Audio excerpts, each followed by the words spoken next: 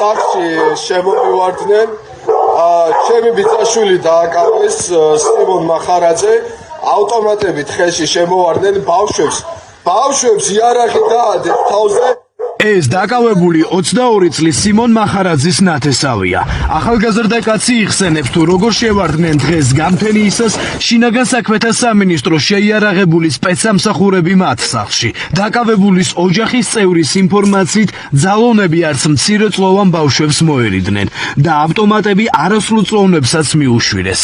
ბიძინა ივანიშვილი მოგმართავ შენ ხალხი გამოგიტანს განაჩენ შენ ეს ქვეყანა პუჩისტიკ იაკობახიძის შვილის არ არის ეს ქვეყანა არ არის არ შეგრჩება დედას გიტირებთ ხალხი დედას გიტირებთ ჩემი ბიძაშვილი დააკავეს ეხლა ხალხო ავტომატებით სახში შემომივარდნენ 4 წლის ბავშვი შეშინებული იყო ავტომატი დაადეს თავზე მე არა ბავშვი ვძახ ამნაირი ქვეყანა გინდათ ამნაირი ქვეყანა ერთი ადამიანის დასაკავებლად ტერორისტია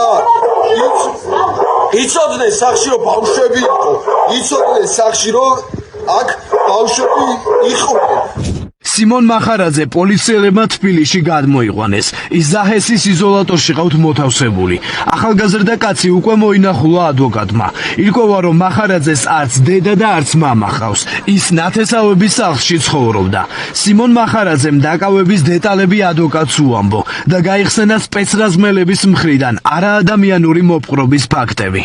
ამ ეტაპზე თავს ხნედ გზნობს როგორც თავად განაცხადა ლაუჩარ ძალადობას ადგილი არ ქონია გარდა იმისა რომ დაკავების მომენტში მაშინ როდესაც იმყოფებოდა ის საკუთარ სახლში ოზურგეთში სპეცრაზმი ჩაატარა სპეცოპერაცია ავტომატები დაადეს მასაც და მის მცირეწლოვან ახლობელსაც ნათესავ ბავშვებს ერთი 10 წლის მეორე 12 წლის ედავებიან რომ როგორც თვითონ მომეყვა პოლიციაზე ძალადობას ნამდვილად აცხადებს რომ ის იყო ადგილზე უბრალოდ პრეზიდენტის ადმინისტრაციის გარეთ შენობასთან არათუ ძალადობას არამედ უშუალოდ შეხლა შემოხლის ფაქტსაც კი არ ადასტურებს შინაგან საქმეთა სამინისტრომ სპეცოპერაცია საქართველოს სხვადასხვა ქალაქში ჩაატარა. ჯამში 16 ადამიანის წინააღმდეგ დაიწყეს სისხლის სამართლებრივი დევნა.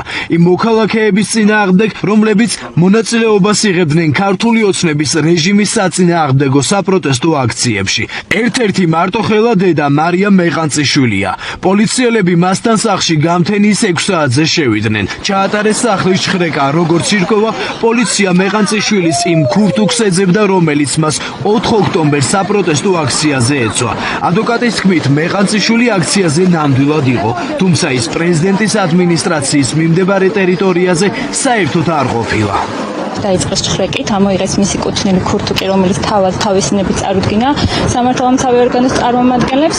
ეს ქურთუკი მას როგორც თვითონ განმარტავს 4 ოქტომბერს ეცვა. უშუალოდ მუხთან დაკავშირებით, როგორც თვითონ განუმარტეს, მე ჯერჯერობით არ ვიცი ბრალდების შესახებ დადგენილებას, იმიტომ არ არის ჯერჯერობით გამოტანილი, არც მტკიცებულებებს არ გავცნობილო ამ ეტაპზე, თუმცა როგორც თვითონ მარიამს განუმარტეს დაკავებისას, უთხრეს რომ ეს იყო 226 მუხლი, რაც გულისხმობს ჯგუფური ძალადობის ორგანიზება. მეყანციშვილი ჯგუფური ძალადობის ორგანიზების ბრალდებით დააკავეს. ამას წინ ფინეთის საგარეო საქმეთა მინისტრთან კომუნიკაცია უწყოდა. როდესაც ეუთო ოდირის თავმჯდომარე რუსთაველის გამზირზე აქციის მონაწილეებს შეხვდა. სწორედ მარია მეყანციშვილი იყო ის ერთ-ერთი აქტივისტი, რომელმაც ფინელ დიპლომატ საქართველოში არსებული მძიმე ვითარება უამბო. ოჯახის წევრები არ გამორიცხავენ, რომ სწორედ ეს შესაძლოა გამხდარიყო დაკავების მიზეზიც. აღმოაჩინეს რამდენიმე არწინაყი, რომელსაც იყენებდა მარიამი ჭარვის დროს.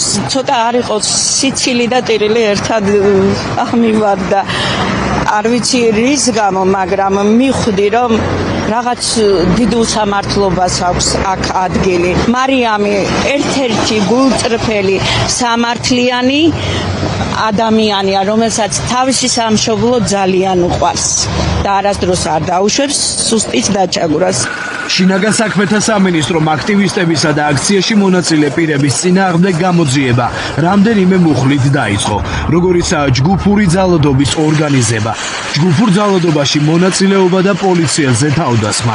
დაკავებულები ზაჰესის იზოლატორსა და დიღმის პოლიციის მთავარ სამმართველოში ყავთ მოთავსებული. ყველა მათგანი ადვოკატებმა უკვე მოინახულეს. დავებიან ამ აქციის მონაწილეობის დროს შადენ დანაშაულს, თუმცა არ ვიცი მუხლი საქმის მასალები ჯერ არ გადმომცემია. ჩვენთვის უცნობია ჯერჯერობით რა იქნება ბრალი ან როდის მიმართავენ სასამართლოს.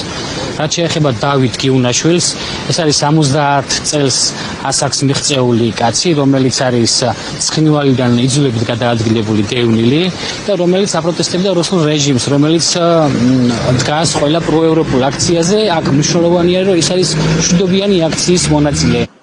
პროკურატურა დაკავებულებს ბრალს უახლოეს საათებში ოფიციალურად წარუდგენს. შემდეგ კი სასამართლო აღკვეთი ღონისძიების შეფარდების საკითხზე იმსჯელებს. საერთო ჯამში შინაგან საქმეთა სამინისტრომ რეჟიმის საწინააღმდეგო აქციაში მონაწილე 62 ადამიანის წინააღმდეგ დაიწყო სისხლის სამართლებრივი დევნა.